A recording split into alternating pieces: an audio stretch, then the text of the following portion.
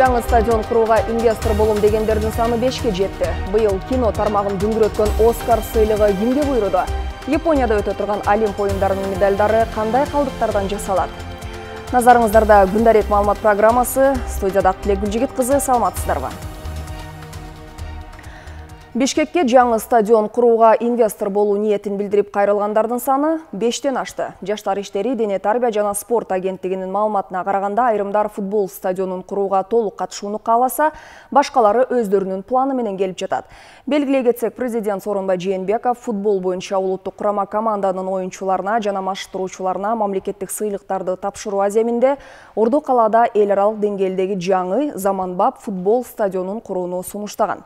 Буга байланыштуу спорт агенттиги ФИФАнын талаптарына жооп бергидей заманбап стадион курууга катышууну каалаган инвесторлорду чакырган. Баткенде жылына 3 миллион дана шифер чыгарылат. Аймактарды өнүктүрүү жылын алкагында облуска 350 миллион сом инвестиция тартылып, Кызылкыя шаарында ири заводдун курулушу башталды.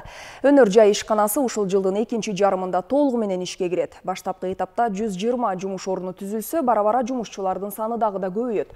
Аймактагы жумушсуздуктун жана миграциянын санын кыскартуу үчүн жумушчулар жергиликтүү тургундардан тартылаары каралган. Аны менен катар эле Кызылкыя шаарынын социалдык экономикалык өнүгүүсүнө да ишкананын таасири чоң.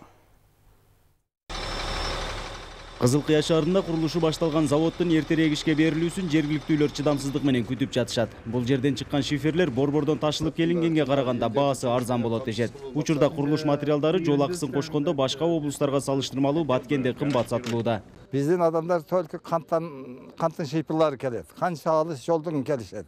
Андан кийин алар баасын ашырып коюшат. Бизге мына өзүбүздөн Кызылкыядан чыккан болсо, Кызылкыяга мына Баткен облусуга, Ош облустарга шифрлар арзан болот. Элге, журтка эң жакшы шарт түзүлөт. Заводду курууга 350 миллион сом инвестиция тартылган. Кызылкыя шаары Союз учурунда өнөр жайлуу калаа болгондуктан ишкананын жандуу иштеп кетүүсүнө мүмкүнчүлүк жогору. Мындан сырткары цемент заводу да жакын жайгашкан. Мындан улам кыска убакытта курулуш иштери бүткөрүлүүсү күтүлүүдө. Кызылкыя шаарында жайгашкан бул шифер заводунун курулушу ушул жылдын 3-чү кварталында толугу менен бүткөрүлүүсү күтүлүүдө.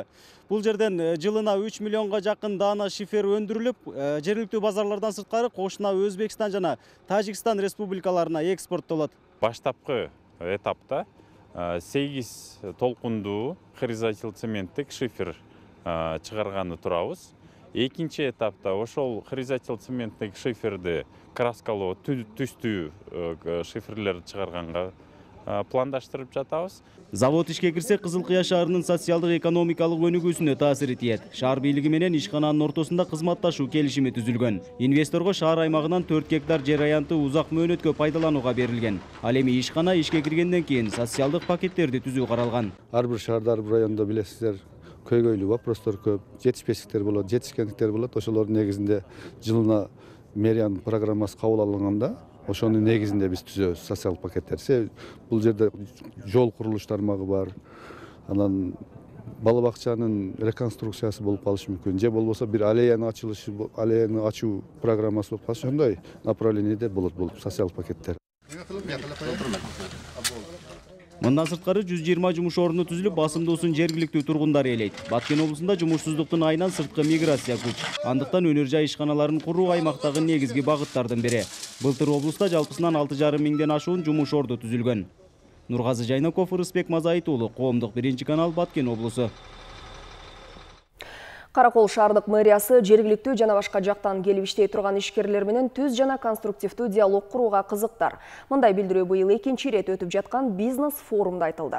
Бул форум Каракол шаарынын инвестициялык тараптан жагымдуулугун жана социалдык экономикалык көйгөйлөрдүн эффективдүү чечилиш жолдорун издөөгө багытталган. Форумдун жүрүшүндө аймактын ишкерлери орто жана чакан бизнесте өздөрүнүн өнүгүү тажрыйбасы менен бөлүшүп, туризм тармагындагы эң орчундуу көйгөйлөрдү талкуулап чыгышты. Мындан сырткары Б2Б форматында жергиликтүү ишкерлердин соода жана консалтинг тармактарында потенциалдуу өнөктөштөр менен жолугушуу мүмкүнчүлүгү берилди. Форумга жергиликтүү ишкерлер өздөрү чыгарган продукцияларын дагы ала келишкен.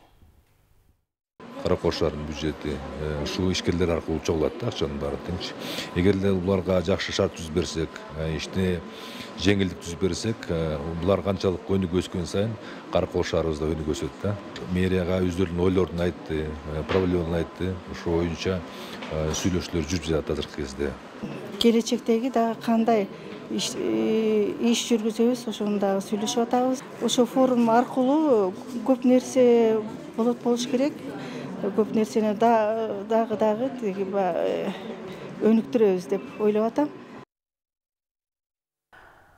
Европа өлкөлөрүндө кеңири жайылган хорсбол оюну Токтогул районунда уюштурулду. Быйыл 3-чү ирет өтүп жаткан мелдешке 8 команда катышты. Алардын арасындагы 2 топ атайын Франция өлкөсүнөн келген меймандар болду.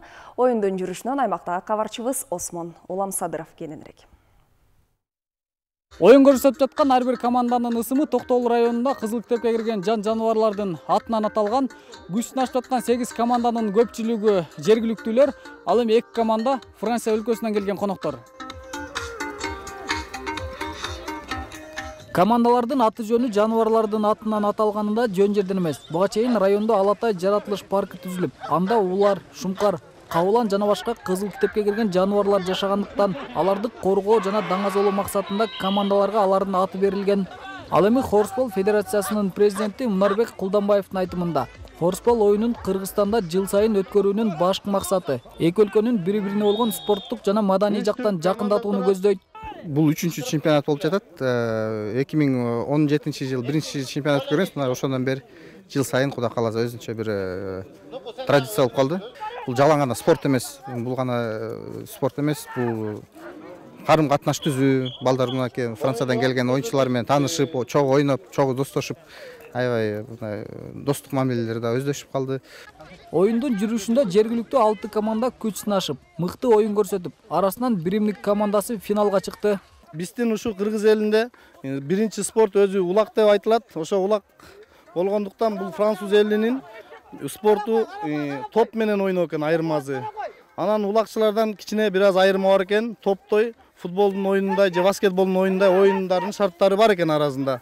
Хорсболдун эрежеси өтө жөнөкөй. Кадимкиле Кыргыздын көкбөрү, тыйын-эңме жана баскетбол оюндарына окшош. Атчандардан түзүлгөн 2 команда атты чаап бара жатып, баскетбол оюнундай топту шакекчеге салуу керек. Ал үчүн ыкчам кыймыл талап кылынат.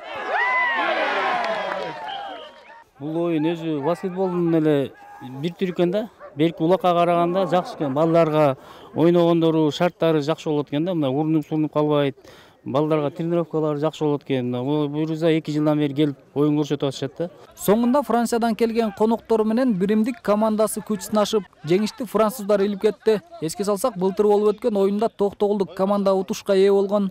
Я единственный в команде, который не занимает. Мен буга чейин көчмөндөр оюнунда көкбөрү ойногом. Бул өтүп жаткан оюнга да катышуу үчүн келдим. Биз жактан 2 команда, башкача айтканда 10 киши келди. Андан сырткары 8 адам күйөрман болуп келишти. Аябай жакшы оюн көрсөттүк.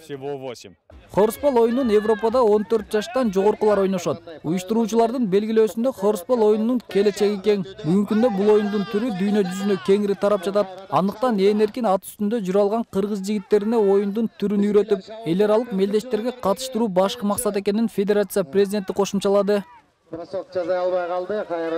Осмон Уламсадыров, Алмаз Саттаров, Коомдук биринчи канал, Жалал Абад облусу. 2020 жылы Японияда өтө турган Олимп оюндарынын медалдары иштен чыккан электрондук приборлордун калдыктарынан жасалат. Бул туурасында Известия басылмасы жазды. Баалоо металлдарды жасоого жергиликтүү тургундардан сатып алынган эски тиричилик техникаларынын калдыктары иргелип, керектүү металлдар алынат.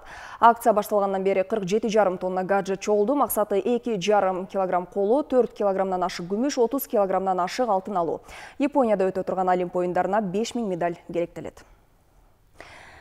Сиздер ушул сааттарга алынган жаңылыктар менен тааныштыңыздар. Саламатта туруңуздар.